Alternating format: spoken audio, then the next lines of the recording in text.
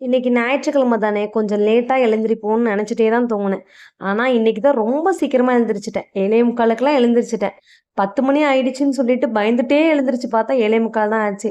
எனக்கே ஆச்சரியமா இருந்துச்சு. நான் இந்த டைம்ல எழுந்திரிச்சதே இல்லையேடா! அப்படின்னு நெனச்சுட்டு, சரின்னு கடகடன்னு ஃபாஸ்ட்டா பிரேக்ஃபாஸ்ட் ரெடி பண்ணி வச்சுட்டு, பீரோலலாம் கிளீன் பண்ணிடலான்னு சொல்லிட்டு, என்னோட சாரீஸ் எல்லாத்தையுமே இன்னைக்கு வாஷ் பண்ணி காய வச்சுட்டேன்.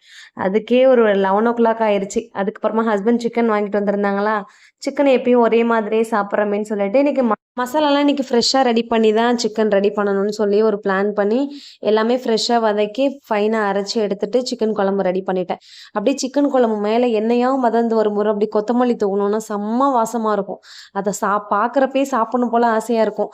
சைட் பை சைடா சிக்கன் கிரேவி ரெடி பண்ணி, எல்லாத்தையும் சர்வ் பண்ண எடுத்து வச்சுட்டு, தம்பிங்க 65 கேட்டதுனால போன்லெஸ் சிக்கன் கொஞ்சமா வாங்கிட்டு வந்திருந்தாங்க. அதையும் லைட்டா ஃப்ரை பண்ணி எடுத்துட்டு, வாஷ் பண்ண புடவை எல்லாமே காஞ்சிருச்சு. அதையும் கையோட மடிச்சு வச்சிடலாமேன்னு சொல்லிட்டு, நான் மடிச்சு வச்சுட்டு இருந்தேன். தம்பிங்க 2 பேரும் விளையாடிட்டு இருந்தாங்க. அத மடிச்சு எடுத்து வைக்கிறதுக்குள்ள ஒரு வழி ஆயிட்டேன்.